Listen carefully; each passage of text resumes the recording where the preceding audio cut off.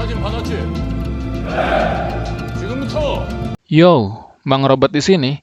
Kali ini kita akan menyaksikan kisah seorang psikopat yang apes karena harus berurusan dengan bos mafia gangster paling ditakuti di kota ini. Nama judulnya adalah The Gangster, The Cop, The Devil. Mau tahu bagaimana?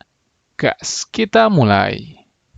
Film ini diawali dengan sebuah tabrakan kecil dua mobil di jalan yang sangat sepi.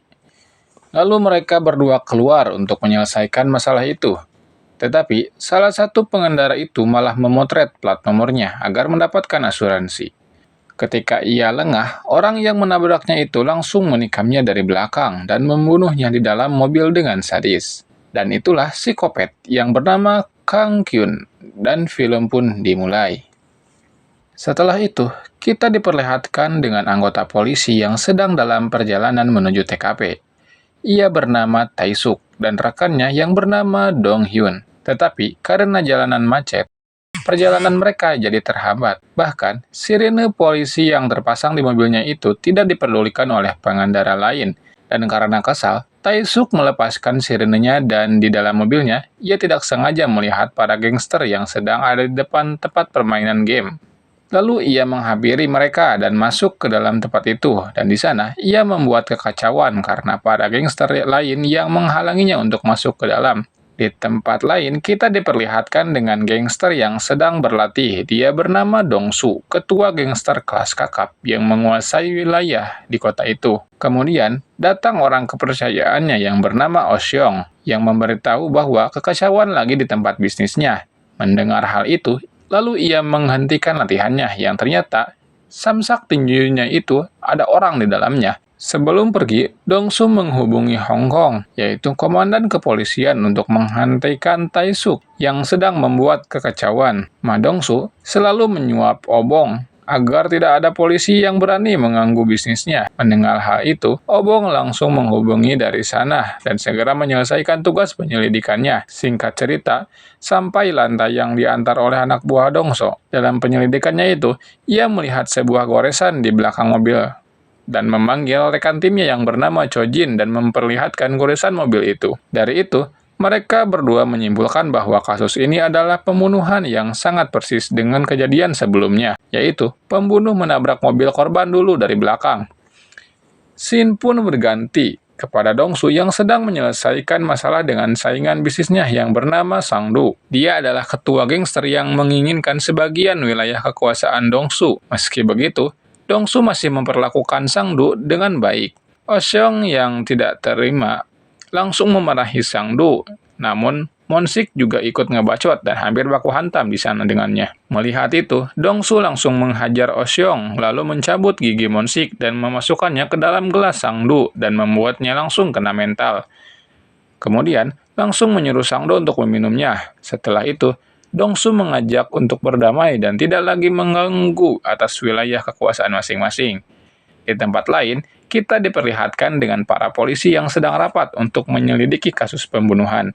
Yang ternyata, hasil rapatnya, Obong menyimpulkan bahwa kematian itu motif dari perampokan, tapi Tae-suk berkata lain.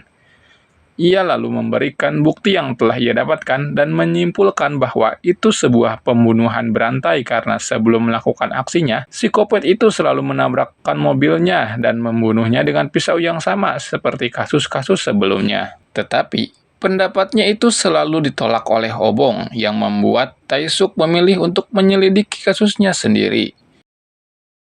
Scene berganti kepada Dong-su yang akan pulang usai meeting selesai. Di tengah perjalanan, tiba-tiba mobilnya ditabrak dari belakang. Melihat hal itu, ia lalu turun dari mobilnya tanpa ia ketahui ternyata orang yang menabraknya itu adalah psikopat yang ingin membunuhnya. Tetapi di sini, Dong-su tidak memperpanjang masalah dan menyuruhnya untuk pergi. Namun saat Dong-su hendak masuk ke dalam mobilnya, tiba-tiba Kang Kyun menikamnya dari belakang, tetapi Dong-su mampu bertahan dan terjadilah baku hantam.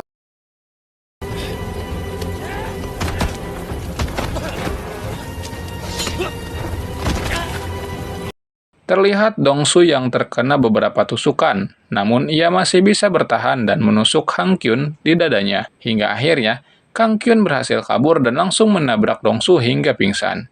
Dan karena kejadian itu, Dongsu harus dilarikan ke rumah sakit. Namun untungnya ia berhasil selamat setelah dioperasi selama 2 jam. Bersamaan dengan itu, semua anak buah Dongsu menyerang markas geng Sangdu karena mereka mencurigai Sangdu adalah otak dari penusukan bosnya itu.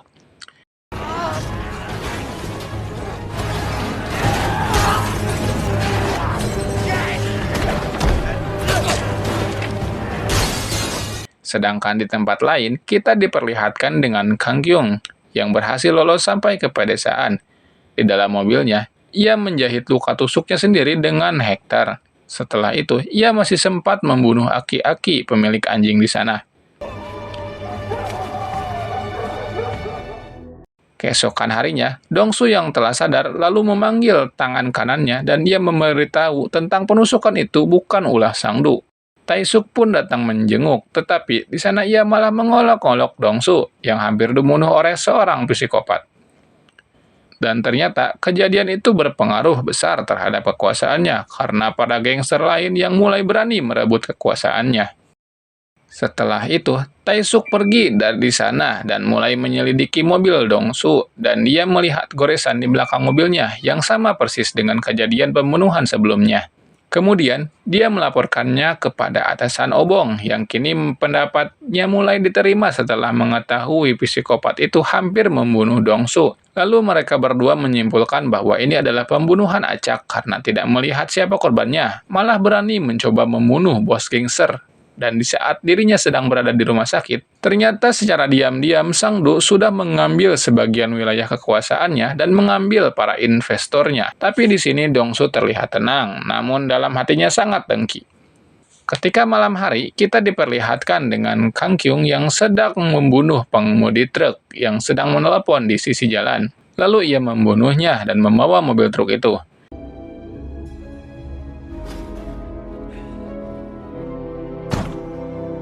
Di dalam truk, ternyata masih ada temannya yang baru bangun dari tidur, dan tanpa banyak bacot, Kang Kyu langsung membunuhnya hingga pisaunya terjatuh di jalan. Scene kemudian berganti yang memperlihatkan Dongsu menyewa penulis sketsa wajah. Ketika sketsa itu selesai, ia mulai menggerakkan semua anak buahnya untuk mencari orang yang menikamnya itu. Taisuk pun datang lagi ke sana dan meminta informasi dari Dongsu dan mengajaknya untuk bekerja sama menangkap psikopat itu. Tetapi ternyata ditolak karena Dongsu yang menginginkan orang itu mati di tangannya. Malam harinya, Oseong memberikan pisau Kang Hyung yang ditemukan di jalan. Dan dia juga membawa mobilnya dan dibawa ke markas untuk diselidiki. Lalu Dongsu menelepon Taisuk untuk bertemu di markasnya di sana. Mereka berdua kini sepakat untuk bekerja sama dan menangkap si pembunuh berantai. Dia juga akan mengirimkan anak buahnya untuk membantu penyelidikannya agar bisa lebih mudah. Kini Taisuk juga mendapatkan info baru karena di baris sketsa wajah psikopat itu. Namun sebelum penyelidikan, Dongsu memerintahkan Oson untuk membunuh Sangdu terlebih dahulu karena telah mengambil wilayahnya dan investornya. Dan rencana itu berjalan dengan lancar dan berhasil membunuh dengan menggunakan pisau milik Kang Kyun. Keesokan harinya, kita diperlihatkan dengan Taisuk yang datang dan langsung menghajar Dongsu, yang ternyata Taisuk sudah mengetahui rencana Dongsu untuk membunuh Sangdu. Tetapi, karena jago bela diri, ia mampu menahannya dengan mudah. Setelah itu, Dongsu mengaku bahwa dia yang telah membunuh Sangdu. Lalu Taisuk berkata akan menangkap Dongsu jika nanti berhasil menangkap Kang Kyun.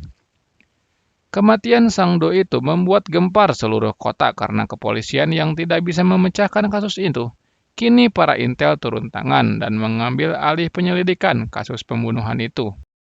Malam harinya Dongsu dan anak buahnya datang ke markas Sangdu untuk belasungkawa dan ternyata di sana ada Kang Kyun yang memberikan sebuah tulisan kepada Monsik kalau orang yang membunuh Sangdu adalah Dongsu menggunakan pisau miliknya. Keesokan harinya, saat Dongsu dan Taisuk sedang mencari bukti di dalam mobil Kang Kyun, tiba-tiba Monsik dan anak buahnya langsung menyerang mereka.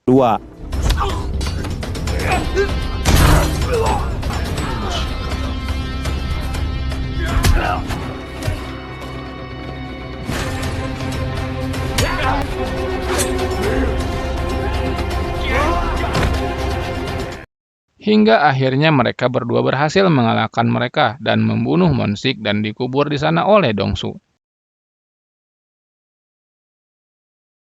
Setelah mendapatkan sidik jari Kang Kyun di mobilnya, lalu Tae-suk dan timnya mendatangi rumah istri supir truk yang telah dibunuh oleh Kang Kyun untuk dijadikan umpan agar bisa menangkapnya, yang dimana dia mengajak Kang Kyun untuk bertemu di tempat makan. Tetapi rencananya itu tidak berjalan dengan mulus karena seorang psikopat itu lebih pintar dan telah mengetahui rencana mereka. Dan di sini terjadi aksi kejar-kejaran. Namun akhirnya, Kang Kyun berhasil lolos dari kejaran mereka. Tapi setelah kejadian itu, mereka mendapatkan titik terang lagi dan mendapatkan foto Kang Kyun di kosannya. Setelah ia mencari sidik jari di botol minuman yang ia pesan di tempat makan tadi, dan disinilah awal polisi dan para gangster mulai mengetahui identitas Kang Kyun. Di markas besar, Dongsu mengumpulkan semua anak buahnya untuk mencari Kang Kyun hingga ke pelosok di kota.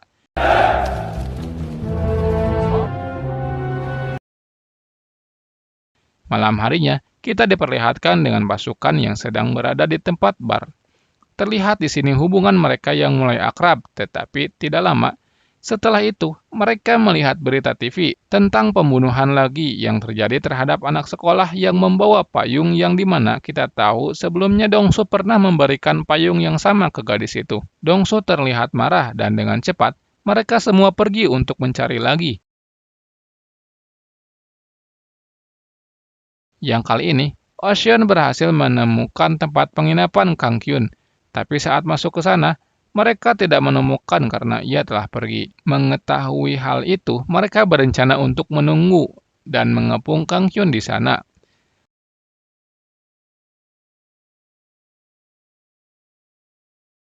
Ternyata, ia sudah menyadari para gangster dan polisi yang menunggunya dengan cepat Kang Kyun kabur.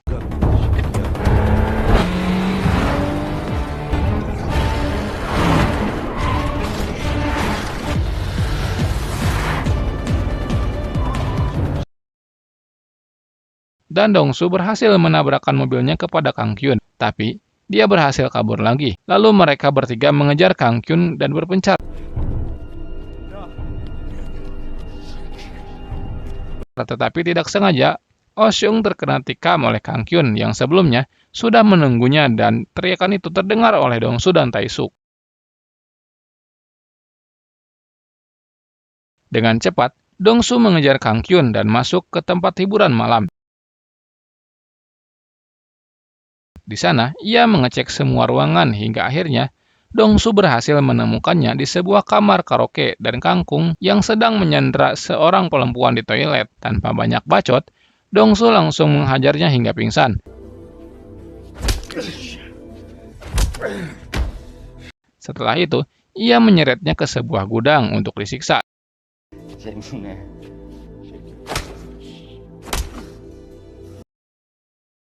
Hingga saat Dongsu akan membacoknya, tiba-tiba Tae-suk menabrak Dongsu hingga pingsan. Yang ternyata juga menginginkan Kang Kyun agar bisa diproses secara hukum demi kenaikan jabatannya. Ini sih si Tae-suk so banget dan harusnya Dongsu tidak langsung membacoknya, tapi menyiksanya secara pelan sih harusnya. Supaya mantap kan? Oke, kita lanjut. Tetapi setelah kerjasama, Tae-suk malah menangkap semua anak buah Dongsu dan menutup bisnisnya dengan tuduhan kecurangan mesin kasino. Singkat cerita, di hari persidangan Kang Kyun, Tae-suk tidak mempunyai bukti yang kuat tentang pembunuhan berantai, yang membuat hakim hampir membebaskan Kang Kyun. Namun tidak lama kemudian, Dongsu sebagai korban lolos dari pembunuhan Kang Kyun dan menjadi saksi persidangan itu, lalu ia melepaskan pakaiannya, memperlihatkan luka tusukan di tubuhnya, dan dia juga menyuruh untuk memperlihatkan luka tusukan di dada kiri yang disebabkan oleh Dongsu sebelumnya. Dan ketika dapat bukti yang sudah cukup kuat, hakim pun memutuskan bahwa Kang Kyun bersalah dan dijerat hukuman mati. Tetapi keputusan itu membuat Dongsu harus masuk penjara karena ia mengaku perbuatannya yang telah membunuh Sang Do, yang dimana kita tahu ternyata semua itu adalah rencananya agar ia bisa balas dendam kepada Kang Kyun di dalam penjara. Saat dia sedang menyiksa Tae-suk karena telah berkhianat, tiba-tiba Tae-suk memberikannya ide. Agar bisa balas dendam kepada Kang Kyung dengan syarat ia harus jadi saksi di persidangan dan langsung juga mengakui kalau dia yang telah membunuh Sang Du, agar ia ditempatkan di sel yang sama dengan Kang Kyung.